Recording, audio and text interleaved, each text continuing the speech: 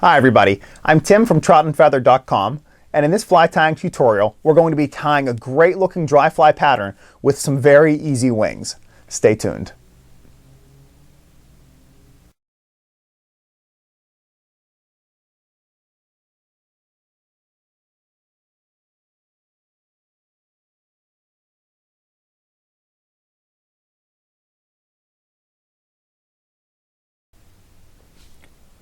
Let's start tying this pattern. In my Stonfo Transformer vise, I have a hook from Allen Fly Fishing.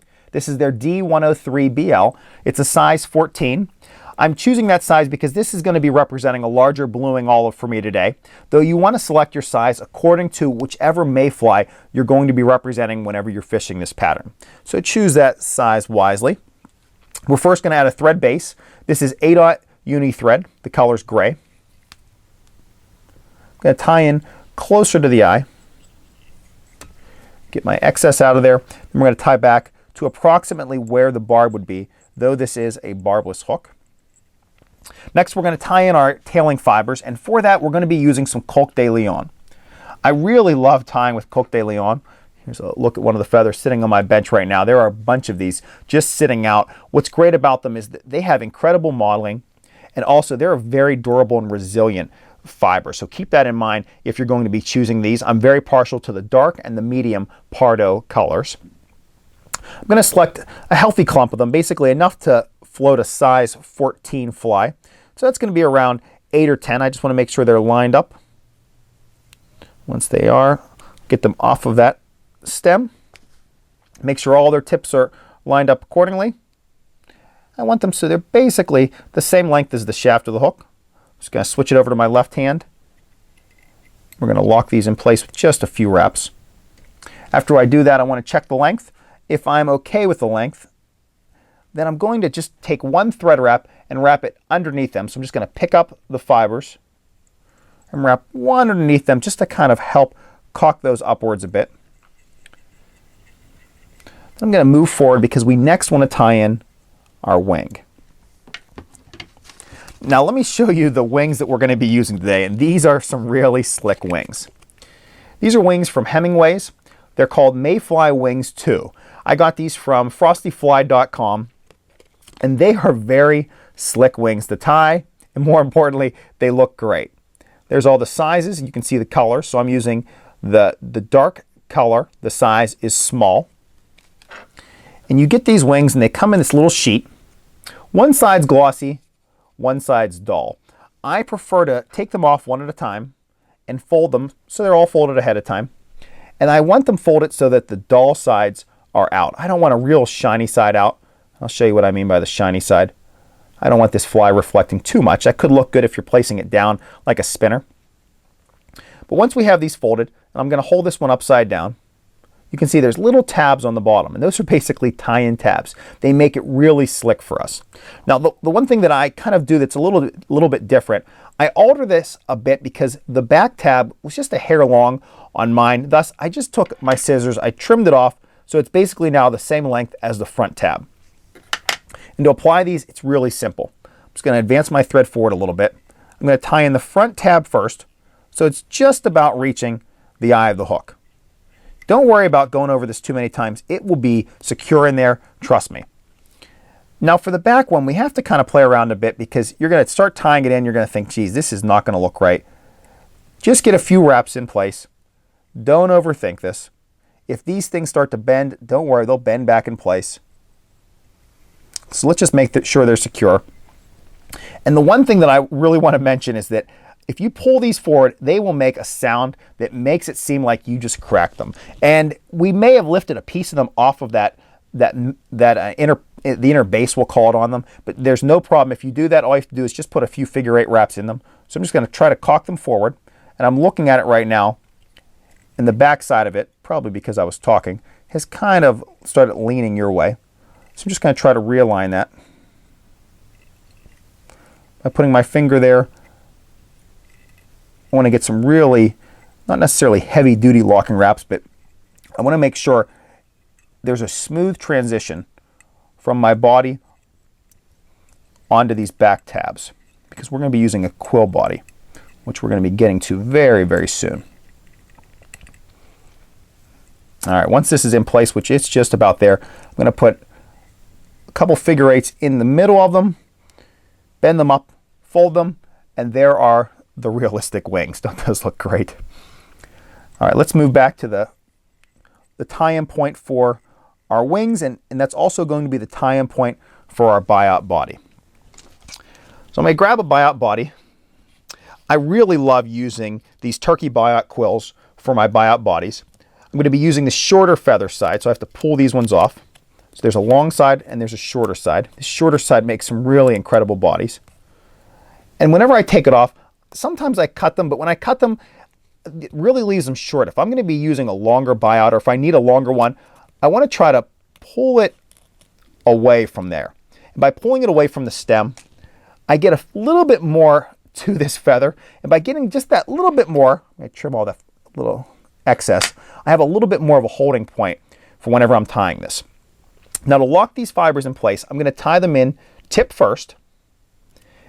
And whenever I'm looking at the feather, I want this clear section to be on my left. So I'm going to tie it in so I just am starting to see some clear section kind of popping out. Don't be afraid with those wings there. If they kind of mess you up a little bit, they will not. So once I have that locked in place, I'm just going to wrap forward because I want to just hide the tip of that feather, or hide the tip of that Biot. I'm going to wrap and stop in front of my wings. It looks like I may have jagged my thread a little bit there. I'm next going to hold this Biot straight up. And this is probably the most important wrap you make. And it's that first one because that's really going to guide us the rest of the way. I want to make sure, again, as I'm looking down on the left side, I see that clear part. I'm going to grab a pair of hackle pliers to do this. These are my Stonfo Elite hackle pliers. Really like these. Been using these for years now.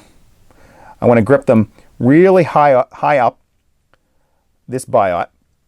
And I'm going to take my time with this first one because I want to ensure that that first one is, I'm going to be going around with that clear part to my left. Once I have that first one, there's the second one. And now as I make each wrap, you're going to notice that there's a little portion of the Biot that's sticking up right there. And I want to make each wrap in front to push that piece down because I don't want that piece showing. So there, I pushed it down. Now there's a new piece. I'm going to do the same. I'm going to push that one down. Getting close to my wings. So I'm just going to wrap in between them. You can pull them up a little bit if you have to get them out of the way.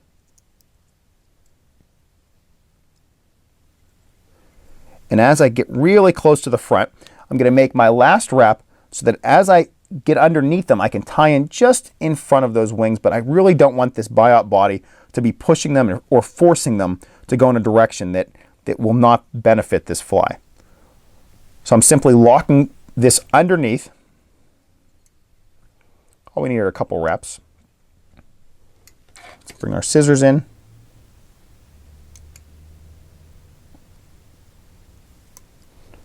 Let's make sure we don't cut our wings. Now let me give you a peek at this fly from the bottom.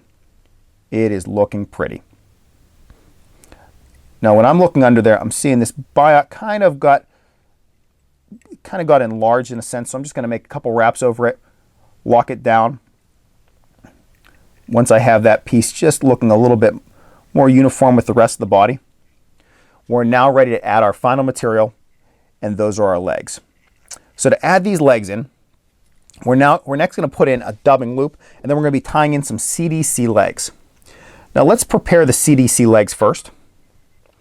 I have these little clips.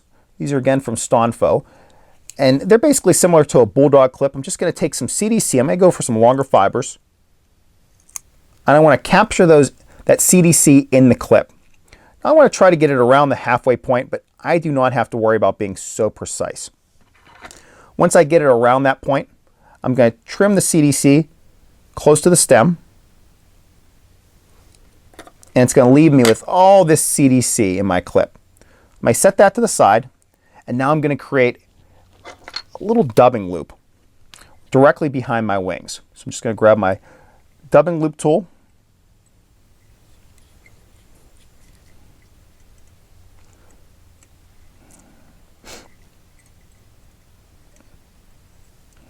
just 1, 2. Let's make one more wrap. I'm going to advance my thread forward. My wings are looking good. Now I have this loop ready. You can see I'm pulling. If I pull it tight, it closes the loop. If I leave it open, if I let this tool go towards my hook, it will open. So I'm going to adjust it so now I can place my CDC fibers in that loop, and I want them as high up as possible. So I'm going to kind of leave off a little bit, make sure I can get them as high up as possible, then pull back on my tool, leave them in there. They're now secure. I'm going to spin my tool, spin this loop, and get those legs going all over the place. Now I have a bunch of legs. You can see them kind of shooting up this. Let's now start applying them. These legs are going to go all over, and that's okay. That's what I want them to do. We're going to talk a little bit more about this after I finish this fly, but we're looking kind of for that proof of life. We want to show the fish that this is an insect that's alive. It's going to have a little bit of movement on the water, and this might represent to the fish that stage right between as this mayfly is going from the emerger to the adult. So we're going to make a couple wraps behind the wings. I'm really starting to get kind of full back there, so I'm going to just shoot this next wrap or two in front of the wings. See, these legs are really splaying all over the place. They are looking great. And once I'm there, I now can just tie off that loop.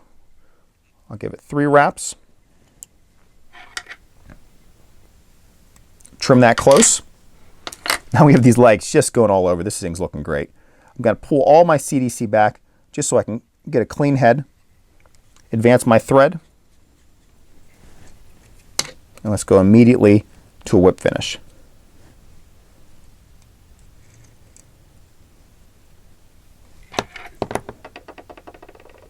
Let's trim it away, and let's kind of see what we're left with. So we got this CDC going all over the place. So let's just do a little cleanup on this. I think it's a little long down here. So I'm just going to trim some of that away. I don't want to get extending too far down below the hook. There's some real high ones up here. Let's get some of those guys out of there. They're really not going to be helping us out too much. And let's just kind of adjust these wings. I want to open them up just a little bit, but not too much. Our tail's looking nice, and our Biot body has come out really well. So here is a look at our finished fly. What a realistic looking dry fly. This is going to be representing the blue wing olive, or BWO. It's going to sit really slightly low in the water. Even though we try to prop up our wings just a little bit, they're going to be coming straight out, so that's going to allow this fly to sit nearly flush on the water. What I want to do next is talk a little bit more about this fly and kind of tell you a little bit about how we came up with this style of pattern and basically what flies I've used in the past that I've kind of melded together to make this one. Now that we're finished tying this, we'll call it a Biot body CDC dry fly. Let's talk a little bit more about the pattern, first from a fly tying, and then we'll move into a fly fishing perspective. Well, this isn't a fly that I really can say that is out there necessarily the exact way that I have tied it for you today, but by no means am I going to take credit for this pattern. I want to give a lot of credit to Mr. Jeremy Lucas. He wrote this book called Presentation Fly Fishing. This is the second book that he's written, and I give more of a, I don't want to say a formal review of this on my Trout and Feather website, but this is a book that I recommend for the intermediate to advanced fly fishermen because there are some techniques in this book that can be a little tough to conceptualize or visualize at first unless you've been through them and experienced them a number of times.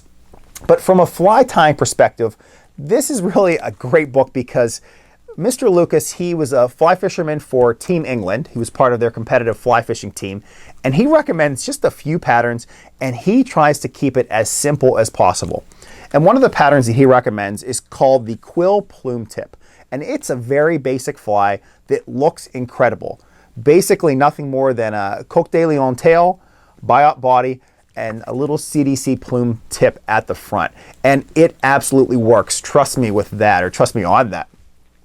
So I wanted to basically take that pattern and make it a little bit more of a durable pattern. And by what I mean by that, instead of taking just a plume tip and he had it straight up, kind of like a comparadun, I wanted to make it a little bit more of a fly that gave more of a profile in the water of life. and of an insect possibly struggling. Hence the reason why I added the Cdc legs and we wrapped them around the shank of the hook, and they splayed out there, which could partly represent that stage of the mayfly when the mayfly is going from the emerger to the adult. It's just kind of splaying out and we have some life there.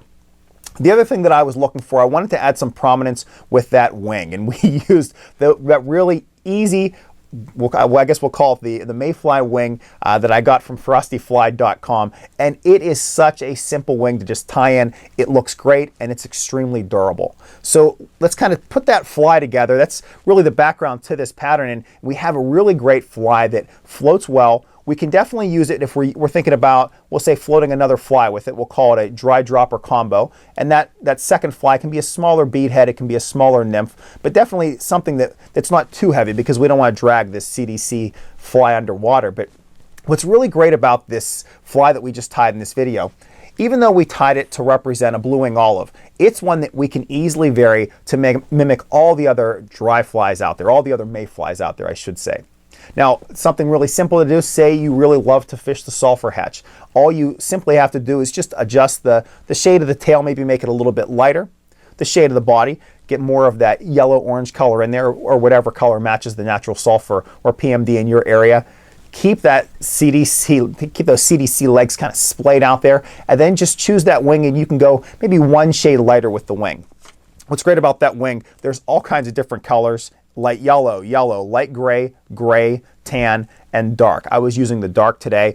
Easily my favorite colors are light gray, gray, and dark for the Mayfly wings. So this is a pattern that we can, without a doubt, just change it up to really mimic the insects that are on our natural waters. So keep that in mind. I really prefer to have a lot of my flies, those flies that are easily interchangeable. I can just adjust a few things on them, carry them in a variety of sizes and colors, and feel really confident that I can match a lot of insects on the water any given day out.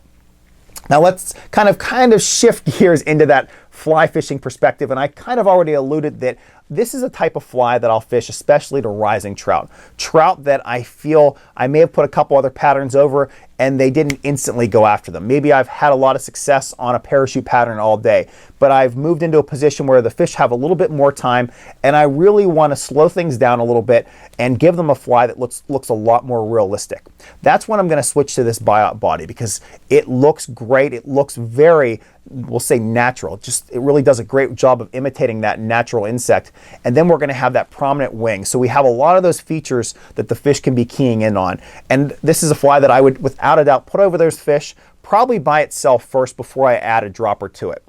But this is one of those patterns that I don't necessarily have on the end of my line and I'm fishing this thing all day. Instead, I'm going to be putting this into that situation where I have a really selective trout that I want to take some time and kind of pick apart and see if I can figure it out. Whenever we're talking about tippet, this is a fly that I'll definitely fish on 5X. I'll go down to 6X in the smaller sizes. But what's great about this is, again, what I've kind of alluded to a number of times, this is a fly that you can carry in sizes 10 the whole way down to 22, or basically whatever sizes you're typically tying to represent the mayflies on your waters. Well, with all of that said, I hope you did enjoy this video on this, again, we'll call it the Biot Body CDC Dry Fly for now. If you have any questions or comments, you can leave them directly on this YouTube page, or you can email me at tcammisa@gmail.com. And kind of going down that avenue, what I'd really like to hear I'd like to hear from you about, are there any dry flies out there that you feel are that go-to fly, that if there was that one fly that you could fish and you had a really tough fish that you were going after, what's that fly that you would put on? Because I can tell you, this is one of those patterns that I would, without a doubt, put over that really tough fish, that really large fish that will cap off my fishing day. So which fly is that for you? And I'd love to hear back from you regarding that.